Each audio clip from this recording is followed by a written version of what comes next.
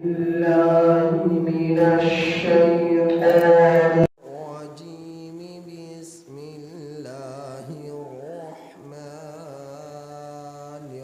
الرحيم. وإلى ثمود أخاهم صالحا قال يا قوم اعبدوا الله ما لكم من إله غيره قد جاءتكم بينة من ربكم هذه ناقة الله لكم آية فذروها تأكل في أرض الله ولا تمسوها بسوء فيأخذكم عذاب أليم. سورۃ الاعراف کی آیت نمبر 73 تا 79 کل آپ حضرات کے سامنے تلاوت ہوئی تھی اور ترجمہ بھی ہو چکا تھا. انہی آیات کریمہ کی جو تفسیر رہتی ہے اسی کا آج بیان ہے. اللہ جل شانہ نے قرآن کریم میں اپنی مخلوق کو سمجھانے کے لیے مختلف لوگوں کا تذکرہ فرمایا، اچھے لوگوں کا بھی اور برے لوگوں کا بھی. اللہ جل شانہ نے اپنی مخلوق کو سمجھانے کے لیے مختلف قسم کے لوگوں کا قرآن کریم میں تذکرہ فرمایا، اچھے لوگوں کا بھی اور برے لوگوں کا بھی. تو ان آیات کریمہ میں برے لوگوں کا تذکرہ ہے.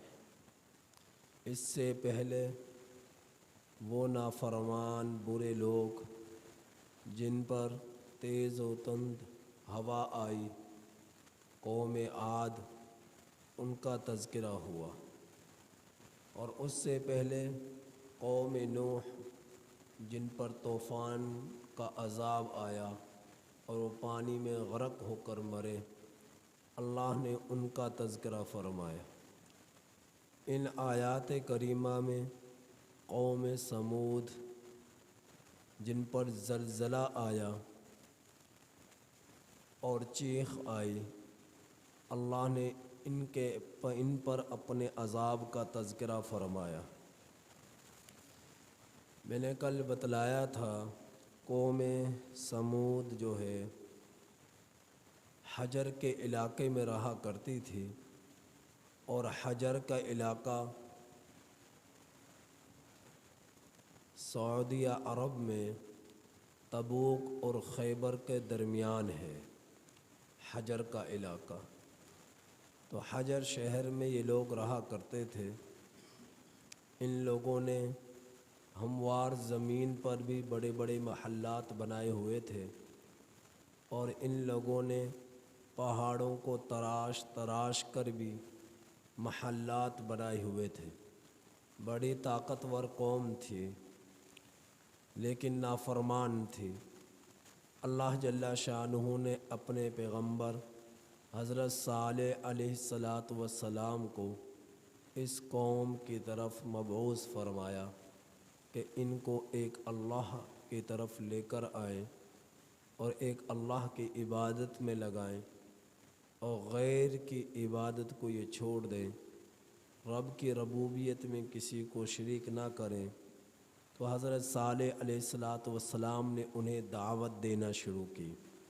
ان لوگوں کو ایک اللہ کی طرف بلانا شروع کیا اور ان لوگوں سے کہا کہ یا قوم اعبدوا اللہ، اے میری قوم تم لوگ اللہ کی عبادت کرو، ما لکم من الہ غیر، اللہ کے سوا کوئی معبود نہیں ہے۔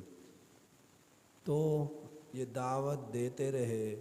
قوم نے کہا کہ ہم تیری بات کس طرح مان لیں؟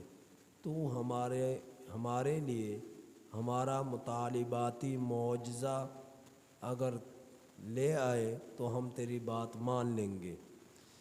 حضرت صالح علیہ السلام نے فرمایا کہ دیکھو میں تو اللہ کا پیغمبر ہوں، اور اللہ نے مجھے تم لوگوں کو اپنی طرف بلانے کے لیے بھیجا ہے کہ میں تم تک رب کے پیغامات پہنچاؤں، اچھے برے کی تمیز دوں۔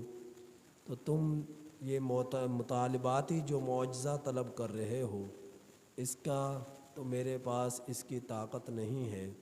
ہاں اگر اللہ مجھے یہ معجزہ جو تم طلب کرتے ہو وہ دے دے تمہیں یقین دہانی کرانے کے لیے، تو وہ الگ بات ہے۔ تو معجزہ اور کرامت یہ دو چیزیں ہیں۔ معجزہ بھی اللہ کے حکم سے نبی کے ہاتھ پر صادر ہوتا ہے، اور کرامت بھی اللہ کی طرف سے اللہ کے کسی ولی کے ہاتھ پر صادر ہوتی ہے۔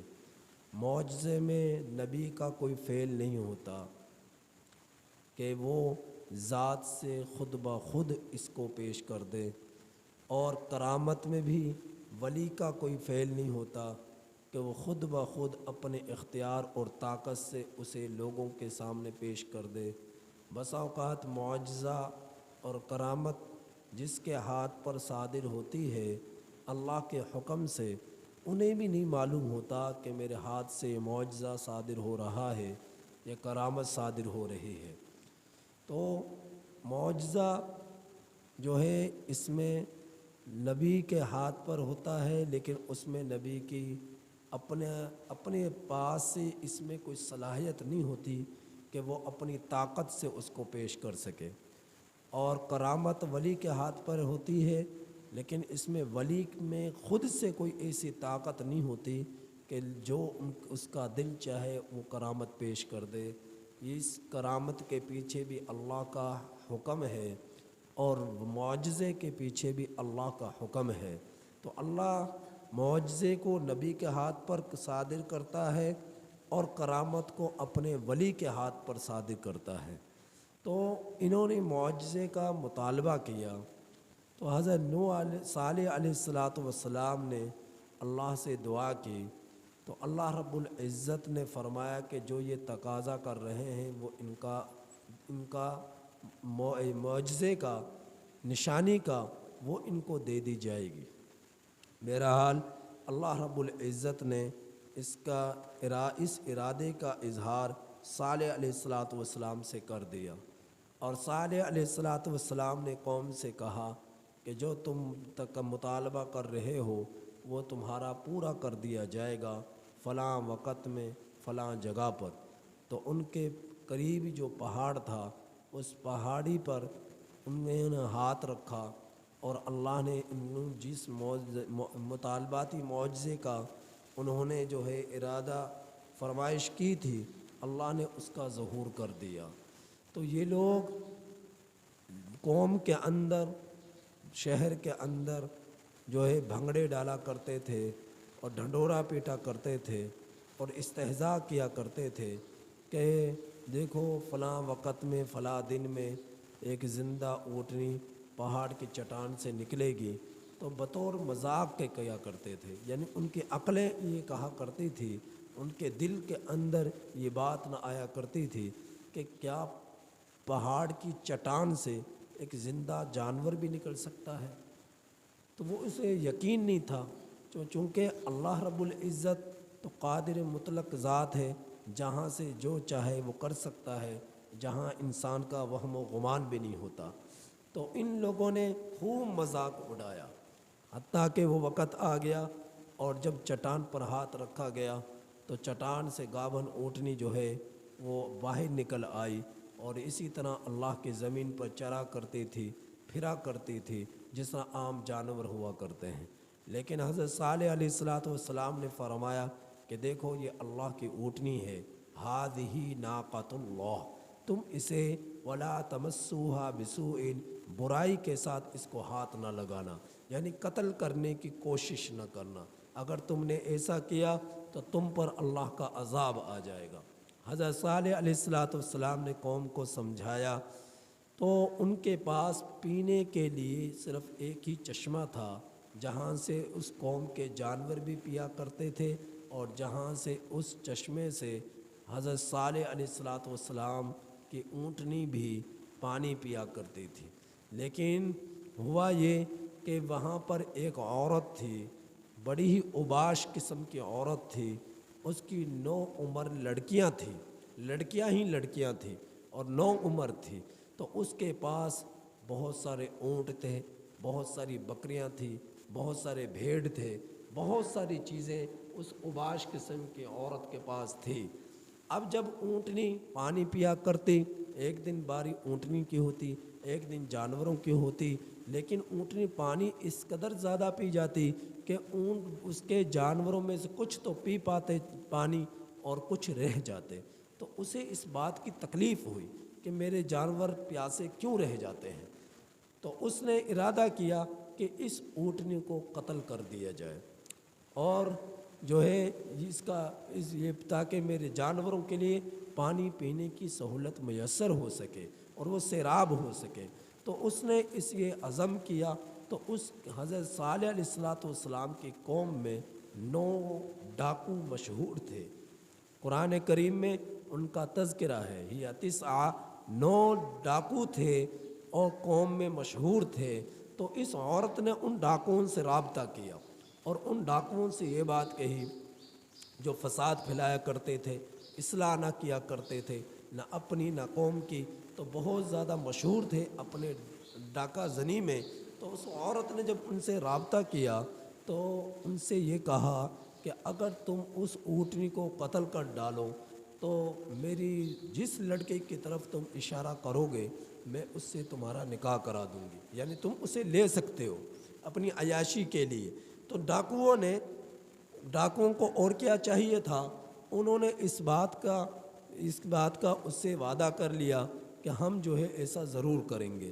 پھر ان کے آپس میں مشورے ہو رہے، اونٹنی کو قتل کریں گے بعد میں، پہلے حضرت صالح علیہ السلام کو ہی قتل کر دیا جائے۔ پھر ارادہ ہوا نہیں، پہلے اونٹنی کو قتل کرنا ہے، اس کے بعد جو ہے صالح علیہ السلام کو دیکھیں گے۔ بہرحال جو بھی تھا فعقروها، تو ان لوگوں نے اس اونٹنی کی ٹانگوں کو کاٹ ڈالا۔ جب ٹانگیں کاٹی تو اس اونٹنی کے منہ سے آواز نکلی۔ حضرت صالح علیہ السلام نے اس اونٹنی کی عجیب و غریب آواز کو سنا تو سمجھ گئے کہ اونٹنی کے ساتھ قوم نے کچھ برا کیا ہے۔ تو حضرت صالح علیہ السلام اونٹنی کے پاس تشریف لائے، دیکھا کہ اس اونٹنی کے چہرے کا رخ آسمان کی طرف اٹھا ہوا تھا، آسمان کی طرف اٹھا ہوا تھا۔ حضرت صالح علیہ السلام نے قوم سے کہا، اے میری قوم، توبہ کر لو، معافی مانگ لو، میں دیکھ رہا ہوں کہ 3 دن کے اندر تم پر عذاب آ جائے گا، اگر تم نے توبہ نہ کی تم سب کے سب برباد ہو جاؤ گے، تباہ ہو جاؤ گے، مر جاؤ گے۔ قوم نہ مانی، فرمایا کہ پرسوں تمہارے چہرے سرخ ہوں گے، اس سے اگلے دن تمہارے چہرے سیاہ ہو چکے ہوں گے، تم توبہ کر لو۔ قوم نہ مانی، قوم اپنی ہر دھرمی پر اڑی رہی، ضد پر اڑی رہی اور جو خوب عیاشیاں کرتی رہی۔ تو اللہ رب العزت کا 3 دن کے بعد ان لوگوں پر عذاب آیا۔ اللہ نے اس کا ذکر ان آیات کریمہ میں کیا، اس نشانے کا ذکر بھی کیا، عذاب کا بھی ذکر کیا، ان کے رہنے سہنے کا بھی ذکر کیا، محلات کا ذکر فرمایا۔ تو کیا فرمایا کہ تحقیق تمہارے پاس تمہارے رب کی طرف سے واضح دلیل آ چکی، ہذہ ناقۃ اللہ، یہ اللہ کی اونٹنی ہے، لکم تمہارے لیے، آیتن ایک نشانی کے طور پر، فذروها سو تم اسے چھوڑے رکھو، تأکل فی ارض اللہ، یہ کھائے اللہ کی زمین میں، ولا تمسوها بسوء، اور تم برائی کے ساتھ اسے ہاتھ نہ لگانا، قتل کرنے کی کوشش نہ کرنا، اسے تکلیف نہ پہنچانا۔ ہاں تم اس سے مٹی جھاڑنا چاہو، برکت کے طور پر اسے ہاتھ لگانا چاہو تو تم ایسا کر سکتے ہو، لیکن اس نیت سے ہاتھ لگانا کہ اس کو تکلیف دو، اس کو قتل کرو، تو اس کا سوچنا بھی نہ، اگر تم نے ایسا کیا فَيَأْخُذَكُمْ عَذَابٌ عَلِيمٌ، تو تمہیں اللہ کا دردناک عذاب پکڑ لے گا۔ وَاذْكُرُوا إِذْ جَعَلَكُمْ، اور اے میری قوم یاد کرو تم اللہ کی اس نعمت کو کہ جس وقت تمہیں خلفاء من بعد عاد، قوم عاد کے بعد تم میں خلیفے بنائے گئے، وَبَوَّأَكُمْ فِي الْأَرْضِ، اور تمہیں ٹھکانہ دیا زمین میں۔ قوم عاد آئی، رب کی نافرمانی کی، ہلاک ہوئی، تباہ ہوئی، پھر اس کے بعد اللہ نے تمہیں وجود دیا، تمہیں اس زمین پر رہنے سہنے کا حق دیا، تمہیں ٹھکانہ دیا۔ اب جب تم اس زمین پر آئے ہو تتخذون من سہولہا، تم نے اپنی دنیا کو بنایا، دنیا کو سنوارا۔ سہول کہتے ہیں، سہول سہلن کی جمع ہے، اور سہلن کہتے ہیں کھلے میدان کو، میدان کو سہل کہتے ہیں۔ تو اس کے یہاں پر معنی یہ کیا نرم جگہ، ہموار جگہ ہو اور نرم ہو، تو ہموار اور نرم جگہ پر قصورا، قصور قصر کی جمع ہے، قصر کہتے ہیں محلات کو، محلوں کو، تو تم نے نرم جگہوں پر محلات بنائے، بڑی بڑی بلڈنگیں بنائی، پلازے بنائے، پہاڑوں کو تراش تراش کر بھی۔ وَتَنْحِتُونَ الْجِبَالَ بُيُوتًا، اللہ رب العزت ان کے رہنے کے محلات کا تذکرہ فرما رہے کہ تم نے پہاڑوں کو تراش تراش کے گھر بنائے۔ فَاذْكُرُوا آلاء اللہ، یاد کرو تم لوگ آلاء اللہ، میں نے اس بتلایا تھا آلاء الیون الیون الیون، یہ ان کی جمع ہے، تو آلاء جو ہے یہاں پر نعمت، نعمت ہے، ویسے اس کا معنی ہوتا ہے بھرا ہوا ہونا۔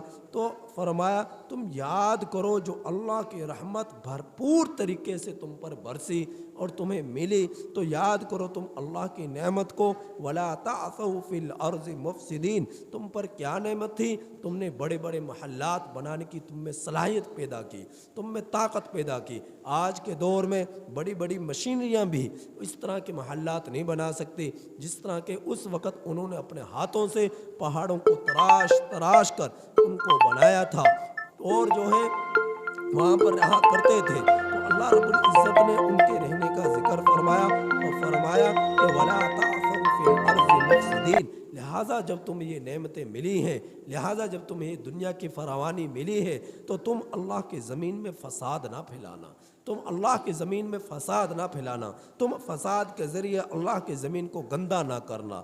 اللہ نے فرمایا قال الملأ الذین استکبروا، پھر کہا جماعت نے ان لوگوں میں سے جنہوں نے تکبر کیا، صالح علیہ السلام کی قوم میں سے ان لوگوں کو کہ جو کمزور تھے، کیا کہا ان لوگوں کو جو ایمان لائے تھے ان میں سے کہ کیا تم لوگ کہ اس بات کو جانتے ہو کہ صالح علیہ السلام اس بات کا دعویٰ کرتے ہیں کہ وہ اللہ کی طرف سے بھیجے ہوئے پیغمبر ہیں۔ وہ لوگ کہنے لگے ایمان والے انا بما ارسل به مؤمنون، بے شک ہم اللہ کے اس بھیجے ہوئے بندے پر، پیغمبر پر، رسول پر ایمان لانے والے ہیں۔ انہوں نے بطور تنقید کے، بطور اعتراض کے، استہزاء کے، ایمان والے جو صالح علیہ السلام پر ایمان رکھتے تھے لیکن بہت کم تعداد تھی اور مالی اعتبار سے بھی کمزور تھے، ان لوگوں کو، ان جن کو پاس خوب فراوانی تھی، وہ بطور استہزاء کے کیا کرتے، کہا کرتے تھے کہ یہ شخص کے بارے میں تم جانتے ہو جو یہ دعویٰ کرتا ہے میں اللہ کا پیغمبر ہوں، میں اللہ کا رسول ہوں، کیا تم اس بات کو جانتے ہو؟ انہوں نے کہا ہاں ہم جانتے ہیں، ہم اسے اللہ کا پیغمبر تسلیم کرتے ہیں، رسول تسلیم کرتے ہیں اور اس پر ایمان لاتے ہیں۔ قال الذین استکبروا، تو اس کے برعکس کافروں نے کہا، مشرکوں نے کہا، متکبرین نے کہا کہ ہم تو اس پر ایمان نہیں لاتے، کافرون ہم تو اس کا انکار کرنے والے ہیں۔ لہٰذا پھر انہوں نے کیا کیا، اس کے بعد فعقروا الناقہ، انہوں نے اونٹنی کے پاؤں کو کاٹ ڈالا، وعتوا عن امر ربہم، اپنے رب کے حکم کی نافرمانی کی، وقالوا یا صالح ائتنا، اور کہنے لگے اے صالح جس عذاب سے تو ہمیں ڈراتا ہے وہ لے کر آ، ان کنت من المرسلین، اگر تو سچوں بھیجو ہو میں سے ہے، فاخذتہم الرجفہ، تو اللہ کا پھر عذاب آیا اور پکڑ لیا ان کو زلزلے نے، فاصبحوا فی دارہم جاثمین، صبح کے وقت جب اٹھے ہیں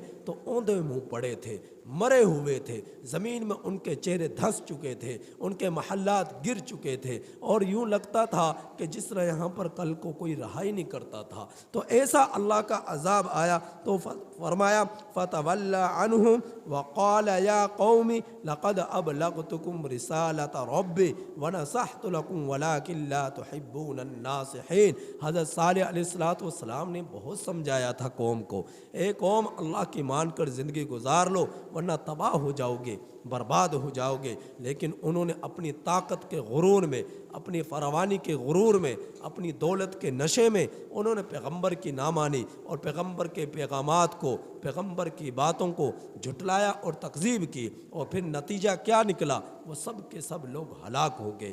دن کی بنسبت رات کے وقت عذاب کا آنا یہ زیادہ ہولناک ہوتا ہے، انسان کو پتہ ہی نہیں ہوتا کہ رات کے وقت ہوا کیا۔ اب کوئی سوئے رات کو کہ بھائی میں سونے جا رہا ہوں، رات کو سویا، صبح بہت سارے لوگوں کے آپ چرچے سنتے ہیں کہ صبح اٹھے تو مرے ہوئے تھے، پتہ ہی نہیں کب روح نکل گئی۔ تو یہ غفلت کی موت ہے۔ انسان بیداری کی حالت میں موت آئے تو کلمہ پڑھنے کا ہو سکتا ہے موقع مل جائے، بیماری کی حالت میں موت آئے کلمہ پڑھ لے، ہو سکتا ہے کلمہ پڑھنے کا موقع مل جائے۔ اگر دن کے حالت میں موت آئے تو زندہ ہے، بیداری کی حالت میں ہے، ہو سکتا ہے اس کی زبان سے کلمہ نکل جائے، اس کی زبان سے توبہ کے الفاظ نکل جائے۔ لیکن جو سویا ہوا ہے اسے کیا معلوم، اسے کیا معلوم یہ میری زندگی کی آخری رات ہے اور آج میں مر جاؤں گا، اسے نہیں معلوم۔ تو اس لیے رات کے وقت اللہ نے ایسے وقت میں عذاب بھیجا کہ وہ سنبھلنا بھی چاہیں تو سنبھل نہ سکے، بھاگنا بھی چاہیں تو بھاگ نہ سکے۔ ویسے تو اللہ کا عذاب دن کو بھی آئے